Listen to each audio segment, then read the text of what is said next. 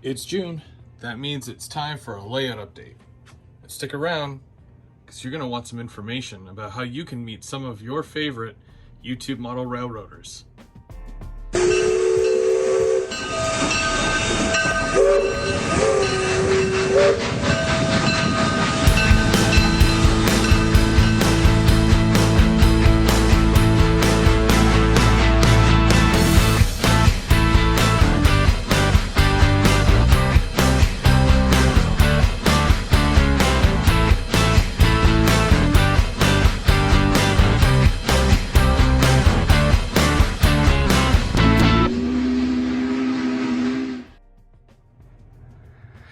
May was kind of weird in the way that I normally do things and, progressing on the layout and whatnot. It was mostly a cleaning month. And you can see here, I started by building these little floating shelves for some of my rolling stock. So I've got 2 Via Rail locomotives with all the LRC cars. There's still more that technically did not fit. So they're on the layout still. Then I've got my tempo train with all 5 of my tempo cars. That's my complete tempo train right there.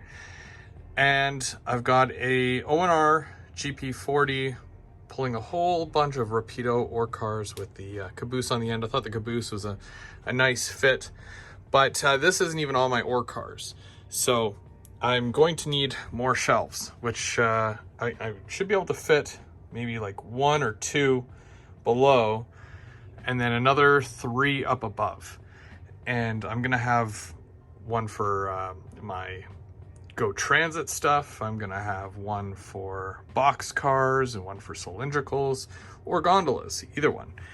But I plan on filling them in and getting a lot of stuff off the layout just so I can run some trains without having to move stuff around so much. If you've seen keeping track last month, you'll have seen the start of my scrapyard, and this is basically how it looks right now. Not much has been done with it except for the fact that I did the building. The building still has to be weathered, and I'm still working out track placement and placement for my overhead traveling crane here. But soon. I'll figure it out real soon. And I kind of got a ESU locksound decoder programmer for technically most, if not all, of my locomotives. It's something that I probably should have got sooner instead of programming on the main, but better late than never, right?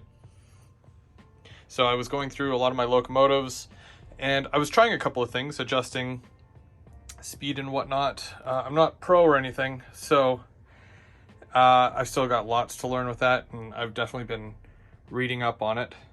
But this side of the layout, still not too much done. Oh yeah, that's not where the lock program is going to go permanently. It's just sitting there for now.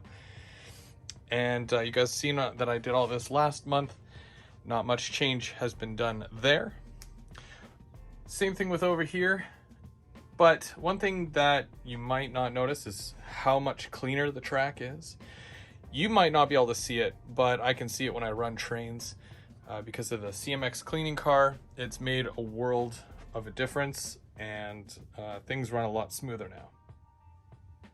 Talk about running smoothly. Last month I mentioned how I had a lot of issues with this bridge. For the most part, it's been resolved, and things go over the bridge now with no problem whatsoever. And that's both passenger and freight.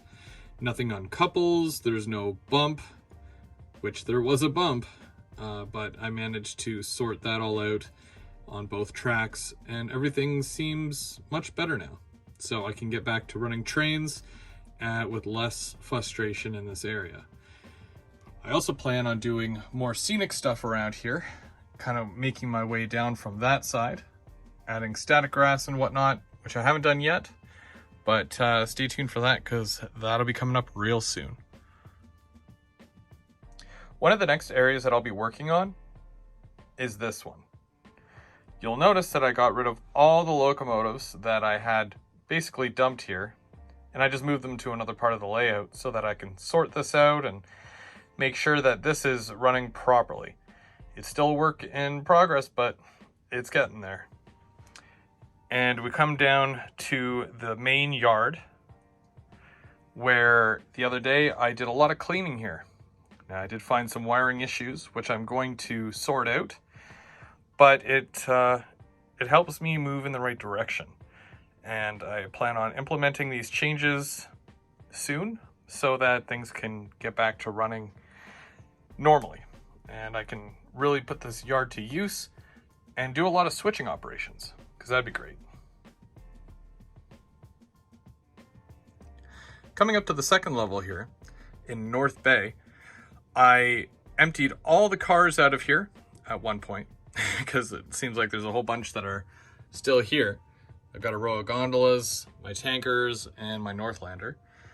But I emptied these all out and I cleaned all 7 of the tracks, and now they're all good. So I can go back to, storing some stuff here or moving it out and getting it on the layout when necessary. But I don't want to junk it up. So I'm going to try to leave these as empty as possible unless I'm running an op session and I need to drop off some cars. Oh, look, there's all the cars. I need to find a spot for these.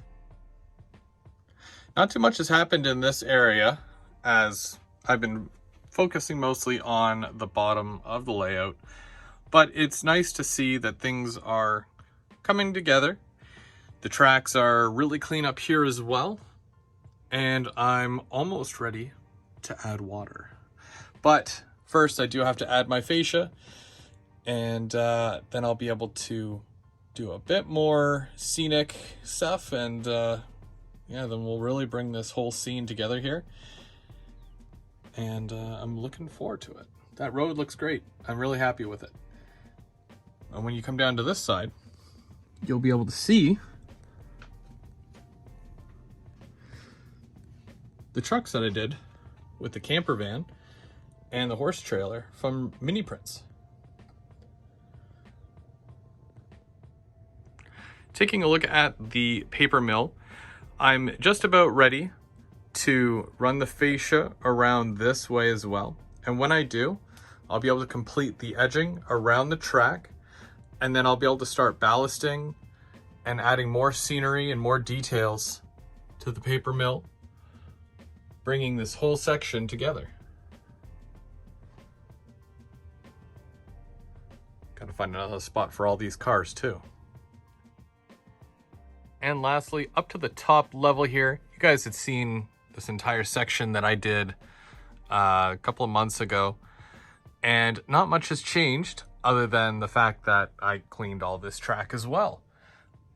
It's still running really, really well. It goes right across the bridge, no problem, and I'm able to do full loops. So I'll be able to add the second branch line here eventually, or the runaround. But for now, it's still, business as usual. And I did adjust a few things with the switch and the track, so things are running a little bit better in this area as well. So hopefully that can carry on when I start doing more track laying and adding industries up here. And hopefully everything continues to work really well.